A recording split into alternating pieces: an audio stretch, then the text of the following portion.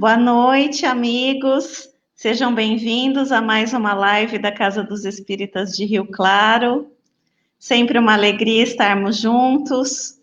Nós agradecemos por vocês estarem sempre nos acompanhando, mandando mensagens, compartilhando as nossas lives.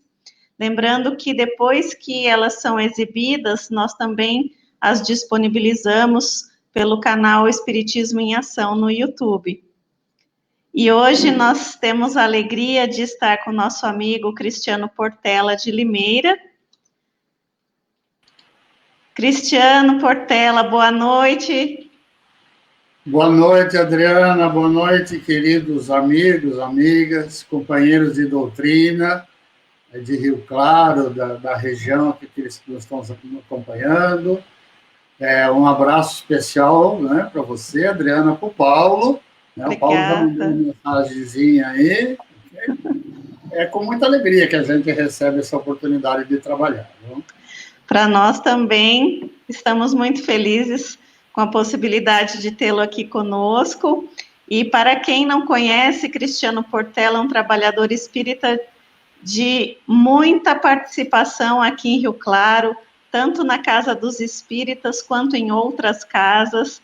Estávamos conversando da época que ainda tínhamos o educandário e foi feita uma reunião que na época eram as UMES, as Uniões Municipais Espíritas, e Cristiano já atuava desde essa época, então é uma alegria muito grande esse vínculo que nós temos, trabalhou e ainda faz trabalhos dentro do COEM, com palestras, explanações, então, para nós é uma oportunidade muito feliz de estarmos aqui nessa live com você. E o tema da palestra hoje é Não Tornes a Pecar. Sim. Então, vamos ver o que o Cristiano Portela vai nos trazer e vamos à nossa prece inicial. Vamos, então, elevar os nossos pensamentos ao nosso Pai, ao Mestre Jesus, à espiritualidade que nos assiste, pedindo muita luz, proteção, que recebamos essas energias trazendo para nós fortalecimento, bom ânimo, que estejamos abertos a receber os ensinamentos do Evangelho de Jesus por meio do nosso irmão Cristiano Portela, que ele seja iluminado também na sua divulgação, no seu trabalho tão importante dentro da doutrina, e que tenhamos dentro de casa um ambiente de muita paz com os nossos familiares, que a espiritualidade possa nos assistir nesse momento, para que nós recebamos tudo aquilo que é necessário ao nosso crescimento espiritual. Pai nosso que estais nos céus, santificado seja o vosso nome. Venha a nós o vosso reino, seja feita a vossa vontade, assim na terra como nos céus. O pão nosso de cada dia, dai-nos hoje. Perdoai as nossas dívidas, na medida em que perdoamos as dos nossos devedores. Não nos deixeis cair em tentação, e livrai-nos de todo o mal. Que assim seja. Cristiano, eu deixo então a palavra com você. Deus o abençoe nessa tarefa. Amém. Obrigado. Muito bem, queridos amigos, amigas, companheiras de doutrina. A paz do Mestre Jesus esteja nos nossos corações. Nós vamos refletir juntos hoje a respeito de uma passagem do Evangelho que é bastante conhecida, né? Que é o da mulher adúltera. E esse episódio está em João. Não é de se estranhar, né? Porque quase 70% dos conteúdos de João só está nesse Evangelho. João é muito espiritualizado, João tem uma mediunidade, e mesmo quando ele estava na ilha de Patmos, vigiado por 2 soldados romanos, ele conversava com os espíritos que estavam com ele. E essas cenas que às vezes passaram desapercebidas pelos outros 3 evangelistas, né, Mateus, Marcos e Lucas, não escapa de João, principalmente aquelas com características, com caráter espiritual. Né? Então, Jesus e os seus discípulos estão em Jerusalém. Né? Na tarde anterior, é época de festas, né? É época da Páscoa, como sempre acontecia. É bastante oportuno que essas coisas acontecem mesmo ali no templo, na Páscoa, naqueles momentos de festividade, onde tinham mais testemunhas, né? Porque o objetivo de Jesus era divulgar a boa nova, né? Era fazer essa mensagem se propagar. Então, na tarde anterior, né, Jesus já tinha conversado com o povo, já tinha feito as suas pregações e tal, e quando começou a entardecer, né, cada um foi para a sua casa, mas Jesus não tinha casa em Jerusalém. Então, ele foi para o horto do Monte das Oliveiras, onde ele costumava passar a noite em oração. Daí, ele, no dia seguinte, ele levanta bem cedo e vai de volta ao templo, mas o povo também acorda bem cedo e vão para o templo para poder escutar. Ele senta-se no chão, o povo sentam-se no chão ao redor de Jesus, enquanto ele ensinava. É provável que, enquanto ele ensinasse, ele escrevia, ele desenhava, anotava alguma coisa no chão, na areia, para aqueles que estavam ali estudando com ele. Talvez essa fosse a melhor explicação para o que ele escrevia no chão. Segundo João, a cena se passa no período da festa das tendas, a chamada Sukkot, que recorda a caminhada dos hebreus no deserto, né, voltando para a liberdade da sua terra. Né? Nesse caso, ele está ali no templo, está com as pessoas, já estão chegando mais pessoas, os seus discípulos já estão ali, e de repente, do nada, entram escribas e fariseus, trazendo uma mulher que eles dizem que foi apanhada de adultério. Puseram-la no meio de todos e disseram para Jesus, de maneira enfática, mestre, essa mulher foi apanhada em flagrante adultério. Moisés nos ordenou na lei que tais mulheres sejam apedrejadas. Tu, pois, que dizes? Eles não estão preocupados com o terrível destino da mulher. Ninguém a interrogou sobre qualquer coisa. A princípio, ela já está condenada a se depender deles. O que importa aos acusadores nesse momento é deixar bem claro que na lei de Moisés as adúlteras são ordenadas a serem apedrejadas. Uma cena se desenrola publicamente no templo. Escribas, fariseus, saduceus, os discípulos de Jesus e o povo que já estava lá, todos assistem a essa cena. A situação é dramática. Os fariseus estão tensos, a mulher angustiada, as pessoas expectantes. Jesus mantém um silêncio surpreendente. Ele tem diante de si aquela mulher humilhada, condenada por todos, e que em breve deverá ser executada. Bem, o que Jesus escrevia, então? Existem milhares de obras, né, pressupondo aquilo que Jesus escrevia. Né? E o João Evangelista diz que ele rabiscava alguma coisa. Então, isso é irrelevante para o conteúdo moral desta passagem que nós vamos refletir juntos. A primeira coisa que é bastante clara no texto é que a mulher é trazida perante Jesus e perante todos uma circunstância bastante estranha. Né? Não era comum que o julgamento de uma falta grave, que envolve pena de morte, fosse feito dessa forma em qualquer lugar e sem o processo legal correto baseado na lei. Em geral, esse processo acontecia ali no templo ou nas cidades romanas acontecia no fórum, que era a parte bem central da cidade. Então, isso é bastante estranho, né? O que estava acontecendo. Os acusadores estão apenas pensando no pecado da mulher, na condenação da lei. Jesus vai mudar essa perspectiva. Ele colocará os acusadores ante as suas próprias faltas. perante Deus. Todos devemos nos reconhecer como falhos, como espíritos imperfeitos. Portanto, todos nós precisamos do seu perdão. A pergunta que fazem a Jesus apresenta um dilema difícil de resolver. Os escribas, os fariseus, querem, mais uma vez, colocar Jesus numa armadilha. As armadilhas que eles montam são bastante inteligentes, mas, obviamente, que elas não são páreo para a tranquilidade, a transparência do Mestre Jesus. O que eles queriam era que Jesus fosse condenado. E se ele fosse condenado legalmente, os sinédrios tirariam a batata quente da sua mão, né? Se Jesus fosse absolvido, ele estaria contrariando a lei judaica. De outra forma, os mestres da lei, os fariseus, teriam motivo para acusá-lo. A cena é profundamente dramática.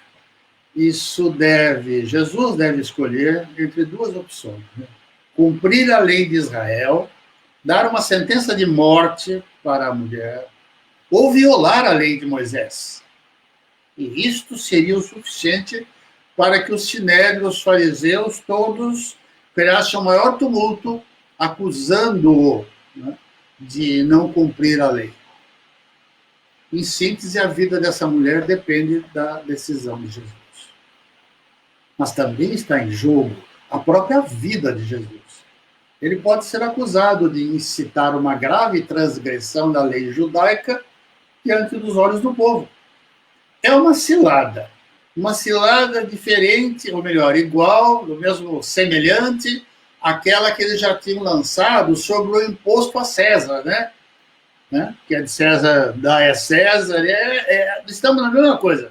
Se você disser que dá a César, você é contra os judeus. Se você disser que não dá, você é contra o imperador.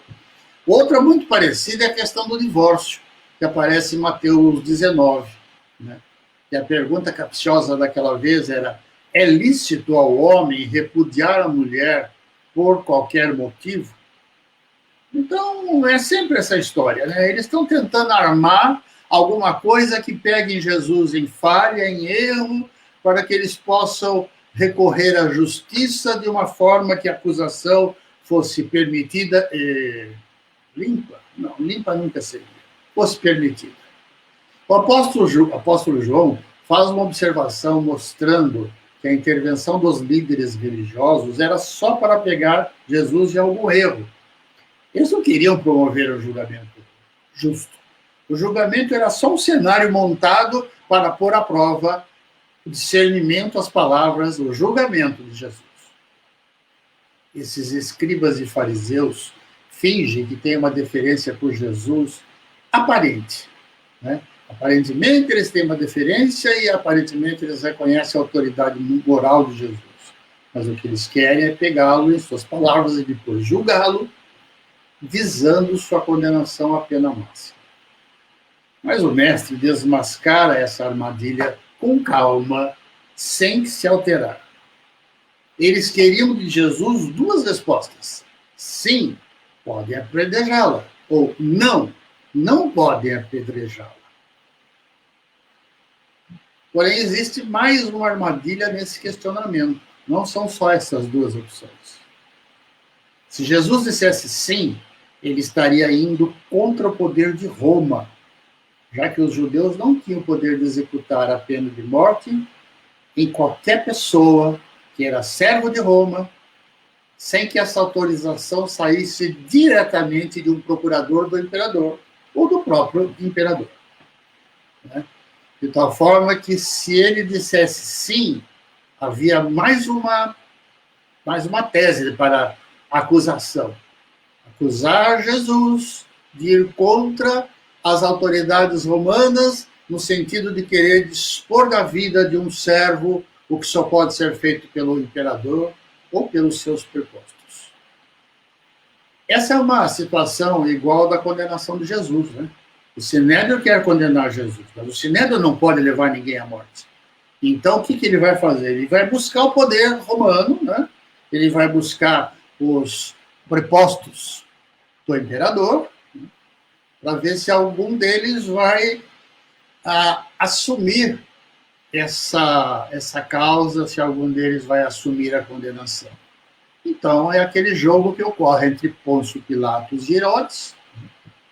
Pôncio Pilatos, com representante do governador, do imperador, ou Herodes, que era o governador daquele território. Qualquer um dos dois teria oportunidade de fazer essa condenação que perpetraria, então, o crime que o Sinédrio tramava. Mas Herodes já tinha uma encrenca, né, com Pilatos. Pilatos tinha ocupado o palácio do Herodes quando lá chegou. Eles já tinham uma certa querela entre eles. E Herodes vai aproveitar a oportunidade também para fingir subserviência.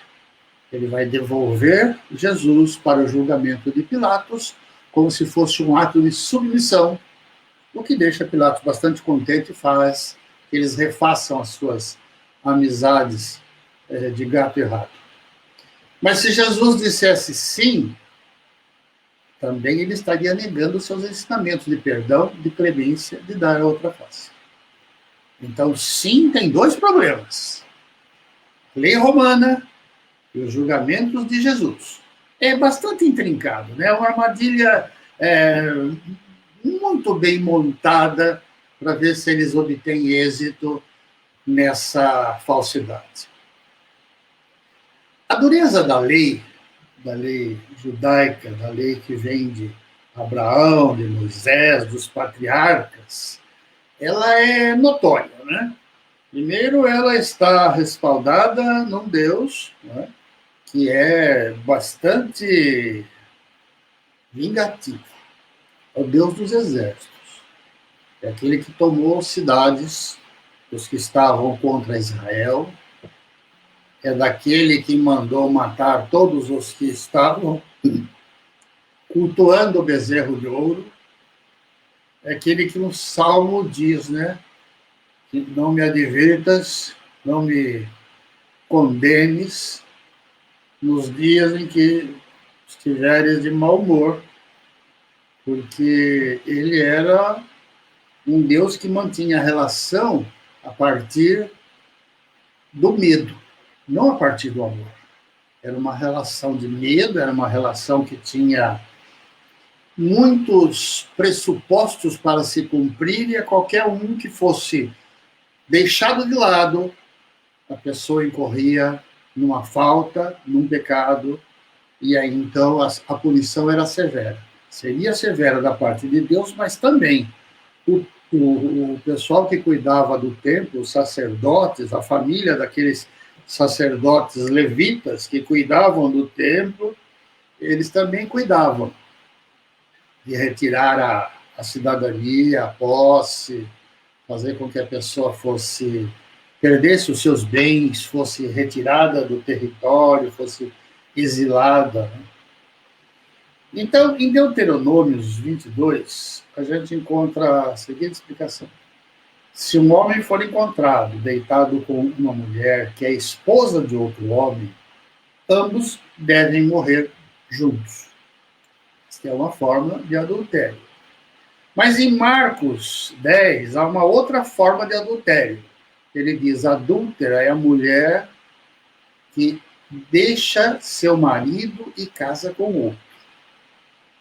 No segundo casamento, quando o marido está vivo, transforma a mulher numa adúltera. Em Lucas 16, a gente encontra uma outra passagem. Adúltera é qualquer um que deixe sua mulher e case com outra, e aquele que case com a repudiada do marido, adúltera também. Então, nesse sentido, a lei parecia ser bastante rígida, né? De tal forma que pudesse manter os bons costumes e preservar o casamento. Né? E aí, por que essas coisas estão privilegiando os homens e não as mulheres? Bom, 1 Coríntios tem a resposta para isso. Lá diz, porque o homem não provém da mulher, mas a mulher do homem. Portanto, como segundo Gênesis, a mulher foi criada depois. Segundo Gênesis, né, de uma costela, ela tem que ter subserviência ao homem que veio antes, né? É como se a Gênesis dissesse assim, o homem é um projeto inteiro, completo, né? A mulher é a reutilização, né, de uma costela. Mas as frases de Gênesis são até mais estranhas, quando ele diz assim, e Deus, vendo que o homem estava só, resolveu fazer para ele uma companheira, né, para ajudá-lo. Ou seja, uma prestadora de serviço do lar, alguém que pudesse fazer comida, lavar roupa, passar roupa. Essa é uma ideia dos países orientais, e não se tira Israel, né, ou Palestina disso, em que é todo uma cultura e um governo machista. O homem tem todas as liberdades, todos os poderes. A mulher é submissa. A mulher existe uma série de atitudes, de ações, de postos, de cargos que ela não pode fazer. A lei de Moisés realmente mandava apedrejar as adúlteras nos seguintes termos, lá em Levíticos 20. Se um homem adulterar com a mulher do seu próximo, será morto o adúltero e a adúltera. Levíticos 20. Mas tem um detalhe que salta aos olhos, né? Quando aquele povão chegou, né, trazendo a mulher e entregando para Jesus, o que eles dizem é isso. Mestre, esta mulher foi apanhada em flagrante de adultério. Se ela foi apanhada em flagrante de adultério, haviam duas pessoas adulterando ela e o homem. O homem não foi levado. Né? Onde está esse homem? Onde está o adulterador? Né? Por que eles deixaram, né, na cena, digamos, naquela cena, vou usar uma palavra forte só para entrar no contexto, naquela cena do crime segundo as leis, por que a mulher foi presa e arrastada e o homem foi deixado em liberdade? Provavelmente ele era um daqueles que estava ali naquela cena, né? Provavelmente ele não tivesse coragem suficiente para se declarar, para aparecer, para dividir a responsabilidade com ela. E isso acontece com adúltero. Supondo-se que o marido dela estava em Jerusalém, acontece com o marido também. Parece que ele, ao ver a situação em que as coisas ficaram, né, talvez envergonhando-se perante a população, ele deve também ter ficado escondidinho ali num canto e ter ido embora para casa o mais rápido possível. A gente conhece a adúltera. A gente não conhece o adulterador e muito menos o marido dela, que em nenhum momento apareceu para tentar defendê-la, para apoiá-la, para dividir com ela aqueles momentos de sofrimento. Mas isso deixava ele numa situação de perigo, né? Imagine uma pedra mal jogada, em vez de pegar nela, podia pegar no marido. Então, né, como caldo de galinha e prudência, né, não faz mal a ninguém, esses dois resolveram sair de cena. No fundo, o que a gente vê aqui é claramente a manipulação dos líderes religiosos. Eles querem tratar a questão sem um processo jurídico. Porque se houvesse um processo jurídico, ele teria ido para o templo, para o fórum, no caso de Jerusalém. Não, ele iria para o templo. Eles esconderam o adúltero. Eles lançam uma trama, né, colocando a questão para o julgamento de Jesus. Na verdade, não é a mulher que está sendo julgada, é a resposta que Jesus dará, com a qual eles tentam apanhar Jesus de alguma forma. O que nós estamos vendo é guardiões da lei que violam a lei. A sentença de apedrejar uma mulher que comete adultério era supostamente para salvar a instituição do casamento. Mas, de acordo com a mesma lei, o homem podia ter várias mulheres. A mulher não, a mulher teria que ser fiel ao casamento ao homem. Mas o homem poderia ter várias mulheres. Assim como até hoje acontece em muitas culturas, né, ali da região do Oriente. E há uma outra questão, chamada lei do levirato. Pela lei do levirato, a mulher deveria ser dada ao parente do marido morto como se fosse uma propriedade que esse morto herdou. Geralmente um cunhado, geralmente um irmão do marido. A lei do levirato dizia que ela passava, então, a pertencer ao cunhado, ao outro. Era uma propriedade. Né? E quando se trata de propriedade, nós estamos tratando gente como se fossem bens materiais. Né? Como se fosse um animal de tração, como se fosse um pasto, como se fosse uma colheita, como se fosse um escravo. Era mais ou menos o que as mulheres eram. Né? Naquele tempo, o adultério não era considerado só por relação sexual. Aquela mulher poderia apenas ter se insinuado para um homem, e isto já a identificava como adulta. É uma situação bastante perigosa. Eu diria que ser mulher naquelas circunstâncias, né, na presença das aves de rapina, era uma forma de viver perigosamente. Esta situação está prevista em Mateus 5, nos seguintes termos: ouvistes o que foi dito, não cometerás adultério. Eu, porém, vos digo que qualquer um que olhar para uma mulher com cobiça já cometeu adultério em seu coração. A questão moral aqui é muito bonita. Né? A gente pode produzir o adultério pelo pensamento, pelo coração. Mas, como todas as leis, elas podem ser usadas, né, como uma faca de dois gumes, né, de um lado ou de outro. Qualquer mulher que desse uma olhada e que alguém supostamente dissesse que era uma insinuação, ela cometia adultério. E aí a palavra do acusador contra a palavra da mulher não valia nada. Não tinha nenhuma chance de escapar desta acusação. A gente fala muito de pecado, nós estamos falando, segundo o texto da Bíblia, nós estamos falando bastante, né, na palavra pecado. Então, o resto é a gente perguntar o que é pecado perante a lei judaica. Né? Então, essa palavra pecado é um termo muito utilizado no contexto religioso, das religiões tradicionais e também praticamente em todo o Antigo Testamento.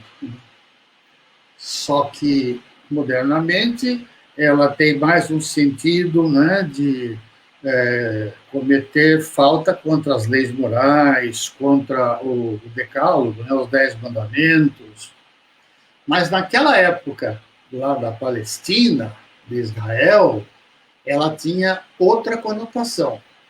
Qualquer desobediência à vontade de Deus ou qualquer falha ao cumprir as leis de Deus se constitui um pecado. Não havia, naquela época, o conceito, né, de dividir o pecado por gradação, o mais grave ou menos grave, até porque toda a lei, né, que está na Torá, ela fala do pecado, mas ela não fala da pena.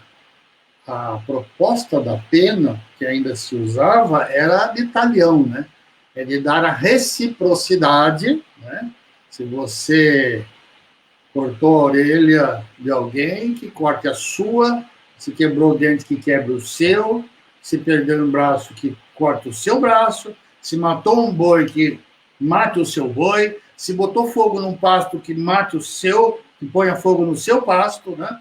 E se a gente andar lá pelo Antigo Testamento, nós vamos ver que a lista é extremamente grande, né, do que se pode ter como castigo em reciprocidade, né? É a lei antiga, é a lei que Jesus vai derrogar lá no monte, né, no mais lindo discurso, né, do Sermão da Montanha, mas ela tinha uma virtude. Ela lembrava daquilo que não devia ser feito e ela apelava para igual força, né? Fazer a retribuição, a pena, com igual força, não ser força desproporcional. De qualquer forma, né? Quando Jesus traz a lei do amor, né? Aquilo que antes se dizia, né? Olho por olho, dente por dente, agora ele está nos ensinando a lei do amor irrestrito, né? Do amor que ele diz, se alguém lhe pedir a túnica, dá-lhe também a capa. E isto é uma colocação muito típica, né, da cultura daquele povo. Aquelas pessoas que estavam ouvindo essa fala de Jesus, e as parábolas de Jesus têm muito disso, aquelas pessoas conheciam perfeitamente a cultura, os termos, o dia a dia, o falar, e eles sabiam perfeitamente que a capa não pode ser dada, a capa não pode ser vendida, a capa não pode ser comprada. É uma lei que diz que se você oferecer a capa como garantia de negócio, ela tem que ser devolvida no final daquele dia, ao fim da tarde daquele dia. E tem uma outra lei, se não me engano é de Samuel, que diz que a capa não deve ser tomada àquele que está em situação decadente, para que ela possa protegê-lo do frio da noite pelas estradas.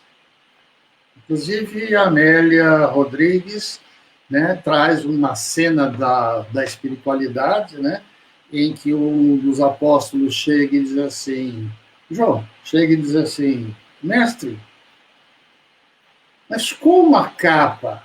Isso fere a lei judaica, não se pode dar a capa.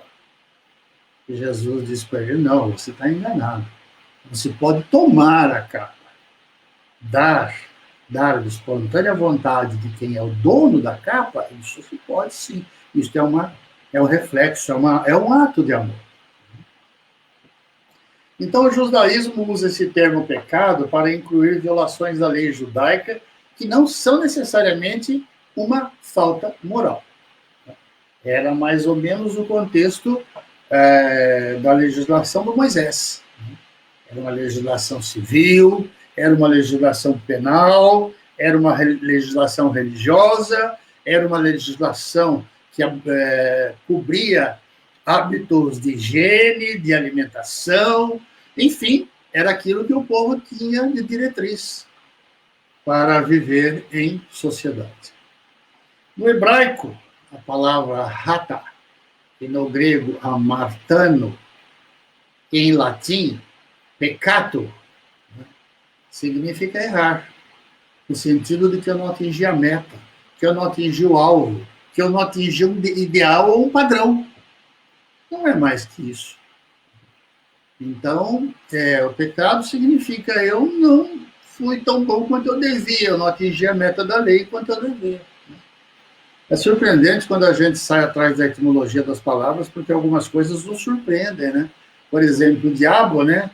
De diávolo, significa aquele que separa, aquele que, aspas, calunia, aquele que, como espírito, incorpora numa assembleia e fala as coisas que estão sendo feitas de erradas pela igreja, pela sinagoga, pelas pessoas. Essa pessoa é um diabo, um diabo. A inferioridade da mulher perante a lei, né? A suposta inferioridade da mulher vem desde a Gênese, né? Passa por todos os profetas menores, numa tendência, né, de que uma mulher é inapta para qualquer função, exceto ser esposa e ser mãe. Eu acho que um pouco disso sobrou, né, até hoje na nossa sociedade, né, ocidental, na nossa sociedade atual, porque os meninos, a gente compra guindaste, trator, telefone, roupa de policial, de bombeiro. Né? As meninas a gente dá boneca e casinha para ela aprender, né? A lavar louça, fazer comida. Então, eu acho que isso ainda é um desvio, ainda é uma tendência desse passado, né? E que a gente percebe muito isso na universidade. Você entra numa classe dessas disciplinas, vamos chamar mais duras, né? Como computação, como engenharia, por exemplo, se tiverem duas mulheres é muito. Quando tem uma mulher já é uma anomalia, porque elas estão na pedagogia, elas estão na arte, elas estão em outras situações que aspas, muito mais próprias para uma mulher. Uma tentativa de incapacitar a mulher para concorrer, para aprender, para estudar e para concorrer em igualdade de condição com os homens. E muito disso tem a ver com a lei da pureza. A lei da pureza diz o seguinte, que se eu fiz as minhas abluções, aquele banho, etc., eu estou puro, eu posso ir ao templo, mas eu não posso chegar perto de um impuro. Eu não posso pegar um dinheiro romano.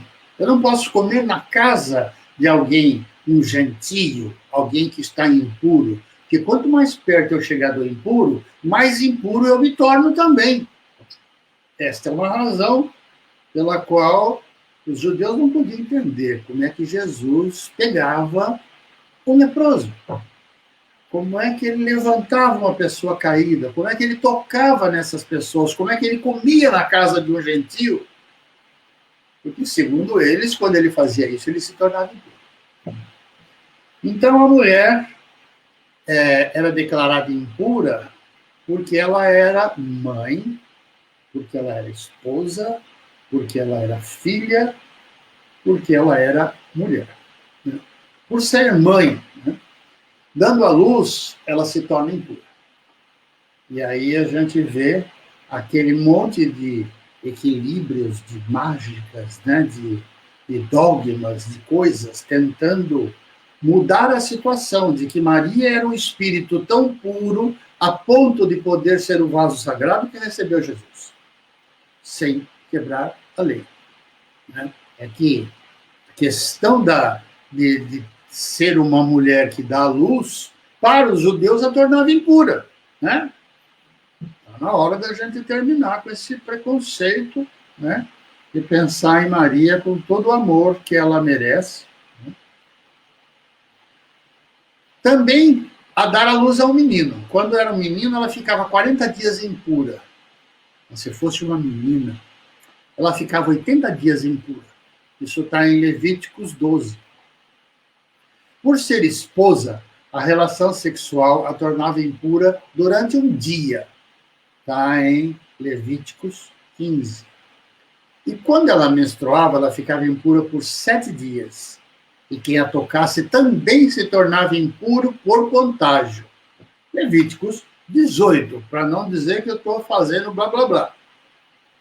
E não havia meio para uma mulher manter a sua impureza em segredo, pois a lei obrigava que as outras mulheres da casa denunciassem. Durante 7 dias de cada mês, a mãe de família não podia deitar na sua cama, sentar-se numa cadeira, nem tocar seus filhos, nem o seu marido, porque ela os contaminaria. E dessa maneira se justifica que se mantinha o privilégio da dominação do homem sobre a mulher. Por exemplo, se o homem, depois de algum tempo casado, não gostasse mais da mulher, ele podia livrar-se dela, dizendo que ela não era virgem quando eles se casaram. E se os pais da mulher não conseguissem provar esta acusação, ela, a mulher, seria apedrejada. Deuteronômio 22. A lei em relação ao divórcio é outro exemplo de privilégio do homem, pois somente ele tinha direito de pedir o divórcio, mandando a mulher embora quando ele não a quisesse mais. Deuteronômio 24. Por isso, até um bom tempo, né? Até hoje, nas sinagogas que são mesmo puristas, fiéis, né? A gente ainda vê uma grade, uma espécie de uma cerca, que separa os homens que estão sentados na frente, perto do rabino, das mulheres que estão lá atrás. O que os rabinos dizem, ou diziam, está no Talmud, que não adianta tentar ensinar essas coisas para a mulher. A mulher não é capaz de aprender. Então ensina para o homem que ele é o cuidador da família. A sentença proferida por Jesus. Rodamos, mas estamos chegando lá. Os escribas e os fariseus não pedem a Jesus uma sentença forense. Não existe um processo. Eles querem um parecer sobre a aplicação da lei de Moisés para esse caso em particular daquela mulher que eles trouxeram. À medida que eles continuam insistindo, então tu que dizes, Jesus se levanta e serenamente profere sua sentença. Quem dentre vós não tiver pecado, que atire a primeira pedra. Sua sentença é justa e inapelável. E fez com que os acusadores ficassem sem argumentos para uma acusação formal e sem moral perante a multidão que assistia àquela cena. Em outras palavras, Jesus está dizendo aos presentes: cada um de vós se examine a si mesmo, se apresente ao tribunal da sua alma, se constitua diante do tribunal da sua consciência. E aquele que estiver sem pecado, atire a primeira pedra. Quem somos nós para condenar aquela mulher à morte? Nós, nos dias de hoje, nós lá naquela época, nós mesmos. Esquecendo os nossos próprios pecados, necessidade do perdão e a misericórdia de Deus. A reação do mestre, que é a justiça em pessoa, é impressionante. Em nenhum momento sai da sua boca palavras de condenação, mas de perdão, de misericórdia, com uma suavidade, com uma gentileza, né, que convida a mulher à conversão. Jesus apela para a consciência de cada um que estava claramente em pecado quando agiu naquela forma. Então, ao se verem confrontados, perceberam que eram tão pecadores quanto a pobre mulher adúltera. E todos acabam abandonando aquele local. Todos acabam abandonando o caso, o julgamento, a armadilha. Hoje ainda nós não somos perfeitos e nem temos autoridade moral para tirarmos pedra em quem quer que seja. Devemos, sim, ajudar nosso próximo a alcançar o equilíbrio, estender-lhe as nossas mãos para que elas possam caminhar à luz da boa moral evangélica. E razão assiste a André Luiz quando ele nos diz: no caminho pedregoso, não atire calhaus nos outros. Transforma os calhaus em obras úteis. É interessante observar que Jesus aplicou princípios da verdadeira caridade, mas também o princípio da responsabilidade pelo ato cometido, advertindo-a a não pecar mais, a fim de que não acontecesse algo pior no futuro, tanto para ela perante aquela lei caindo aos pedaços, mas também pela sua alma, pela sua elevação moral, pela sua maturidade espiritual. Então, com Jesus e a mulher, agora não existia mais acusação formal. Todos foram embora. Restava então Jesus tratar a questão na esfera espiritual, a partir de dentro do coração daquela mulher. O diálogo de Jesus com a mulher lança nova luz sobre as lições de tolerância, misericórdia e perdão. Podemos imaginar que a mulher deve estar se sentindo aterrorizada, uma vez que ela foi deixada sozinha, com o único que podia tirar a primeira pedra. É muito provável que aquela mulher estivesse grandemente arrependida do seu erro, pensando se pudesse voltar atrás, se pudesse desfazer tudo isso. Bem, nós já sabemos, né? Para trás não dá para voltar, mas para frente dá para consertar, né? E resgatar e não incidir mais no mesmo erro. Agora a mulher estava sozinha, com o seu grande pecado, diante daquele que não tem pecado. Jesus imediatamente vê o que os acusadores daquela mulher não viram, não conseguiram ver. Fixou os olhos da mulher e leu o seu coração. Lá encontrou o desejo de ser compreendida, perdoada e libertada. Parece que a mulher precisa ouvir a última palavra de Jesus antes que ela saia dali. Ela está ali estática, esperando Jesus. Poderia ter virado as costas e saído junto com os outros. Mas não. Ela quer a última palavra. Ela quer a sentença final daquele homem magnânimo, daquele grande mestre, daquele espírito puro que estava ali na presença dele. E Jesus, lendo então este desejo, diz: nem eu te condeno. Vai, e de agora em diante não peques mais. Nós precisamos prestar atenção que Jesus não diz para a mulher que ela pode ir e continuar fazendo o que ela quiser. Absolutamente não. Ele diz: de agora em diante não peques mais. E nós já ouvimos essa frase, né? Nós já ouvimos essa frase em outra situação em que ele diz: não peques mais para que a próxima situação fique pior, né? Dessa forma, Jesus ajuda a pecadora a olhar para o futuro com esperança, pronta para recomeçar uma vida nova, para iniciar a sua reforma interior. Jesus lhe dá essa esperança, né, de que ela tem sim a possibilidade de prosseguir, de reformular, de continuar. O perdão de Jesus não anula a responsabilidade, mas requer conversão íntima. No início de uma nova vida, a primeira pedra cuidadosamente colocada na construção da reforma íntima. E então, só nos cabe achar um final para esta mulher. E Humberto de Campos, nosso querido irmão X, né, conta o que aconteceu com a mulher adúltera, depois do encontro que teve com Jesus e da advertência para não pecar mais. Cuidado nessas leituras. Alguns chamam-a de Maria, mas não é certeza que ela seja Maria. Mas tem também Maria, mãe de Jesus, tem também Maria Magdala, que tinha mesmo, naquela época na Palestina, era Marias e Yeshuas, Jesus.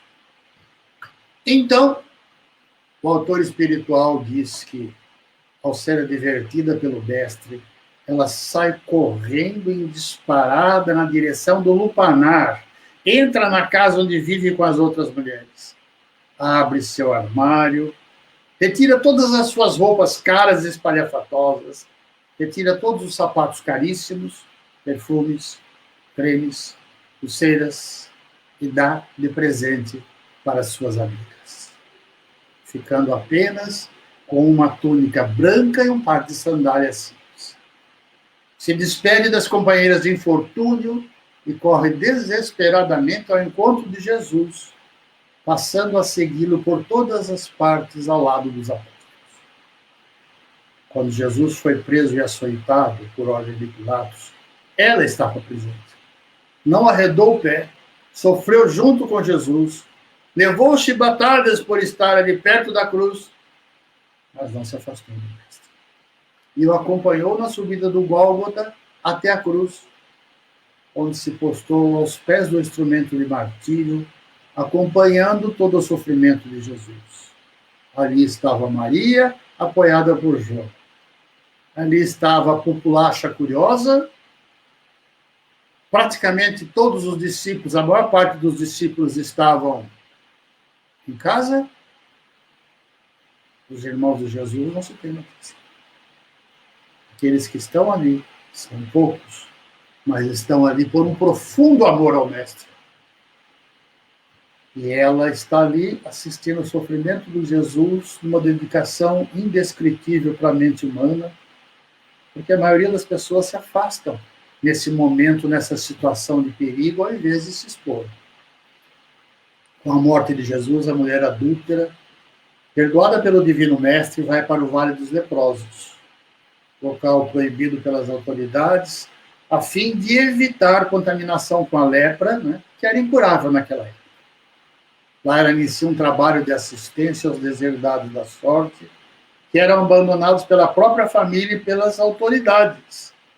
eram então fadados a morrer à míngua, isolados naquele leprosário, naquele vale, totalmente abandonados da civilização, apenas podendo contar uns com os outros. Foram anos e anos de dedicação integral. Aqueles infelizes que muitas vezes morriam em seus braços, e pela sua intimidade fraternal com os doentes, que era muito intensa, ela acabou por contrair a doença de difícil cura, de difícil prognóstico no seu começo, naquela época. Seu corpo começou a desfazer aos poucos, e aquela mulher outrora lindíssima e cobiçada por todos os homens, era agora um monturo de carne em putrefação, destruída por essa enfermidade terrível que desfigura os seres humanos. Mesmo sofrendo todas as injunções que a moléstia lhe impunha, não parou de trabalhar, varando as noites, socorrendo aqueles que estavam em situação pior que a dela. E foi numa noite escura e chuvosa que sentiu que o seu corpo físico endureceu, ficando rígida e sem movimento. E lembrou de Jesus em oração. Senhor Jesus, aqui está sua serva aos seus pés, pedindo mais uma vez perdão pelos meus pecados. Acho que estou pronta para que seja feita a vontade de Deus. De imediato a cela que estava escura se iluminou, e ela viu Jesus em todo o seu esplendor, que lhe dizia: vem para os meus braços. Perdoados foram os seus pecados, porque muito foi o seu amor. Ela então fecha os olhos materiais e abre os olhos espirituais e visualiza um mundo novo, o mundo dos espíritos, cheio de alegria, paz e felicidade, a felicidade dos justos. Então, para ser perdoada, ela teve que optar por uma nova vida, a possibilidade de um novo futuro, ao invés de reclamar que os seus direitos haviam sido violados como mulher. Jesus perdoou a pecadora, perdoou tantos pecadores públicos, perdoou até os seus algozes. A respeito dessa nossa vida, apóstolo Paulo, em uma das maiores divulgações da Boa Nova, afirma em uma de suas cartas que nós devemos parar de mentir se estamos mentindo, parar de pecar se estamos pecando, parar de nos perdermos pelos caminhos tortuosos se ainda não encontramos o nosso caminho. Porque o caminho estreito é aquele caminho do Pai. É aquele caminho que o Mestre Jesus nos ensina e que, apesar de estreito, tortuoso e muitas vezes pedregoso, ele é o caminho mais reto, ele é o caminho sem armadilhas, ele é o caminho que, dependendo da nossa perseverança, do nosso desejo, da nossa vontade, nos levará, depois de muito tempo, diretamente ao Pai. Eu agradeço a todos esses instantes, eu agradeço a todos esse momento de trabalho. Peço a Adriana que tome a palavra. Cristiano, muito obrigada.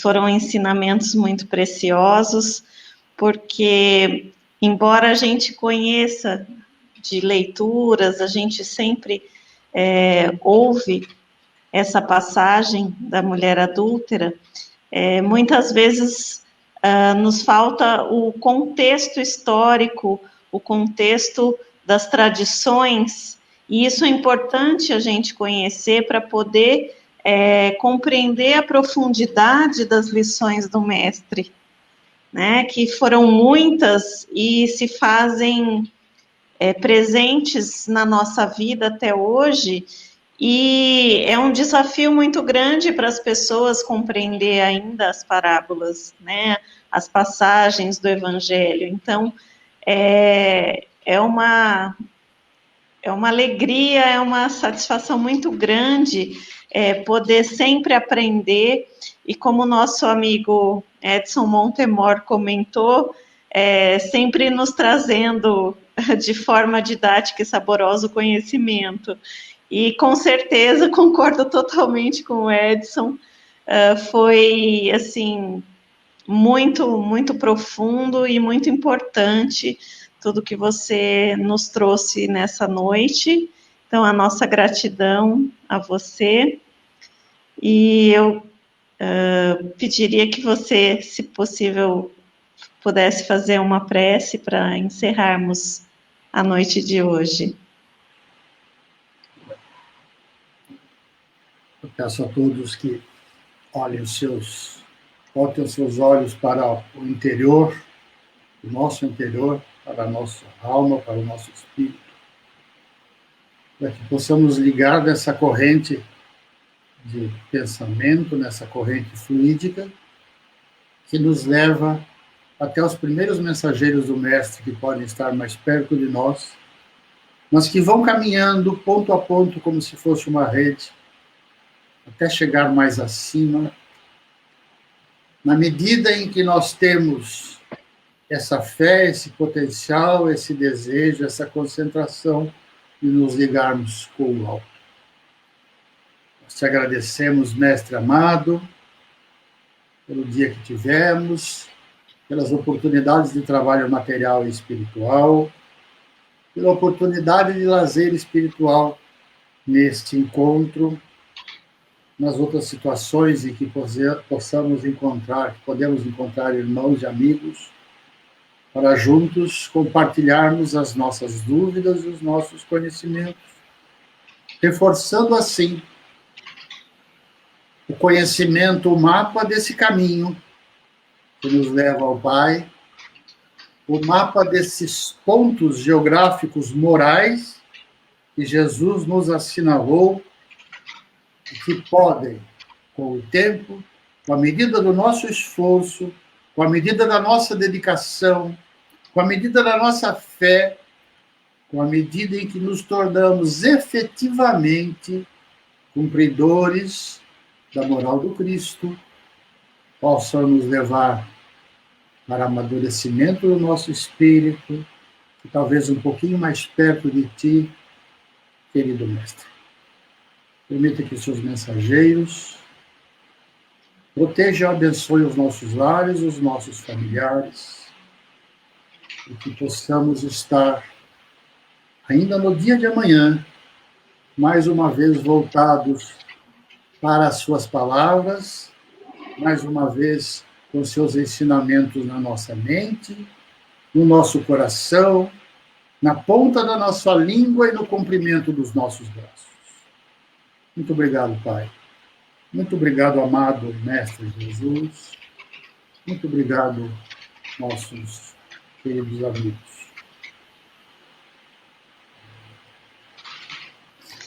Cristiano, muito obrigada mais uma vez.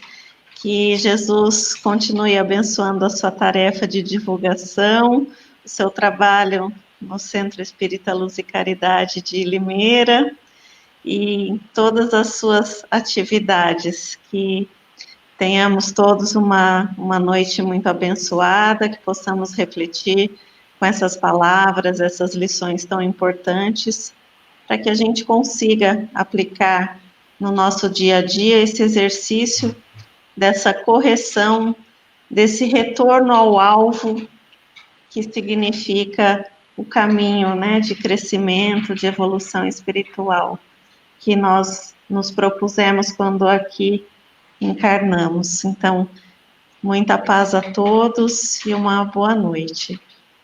Boa noite a todos. Muito obrigado pela oportunidade. Fiquem com Deus.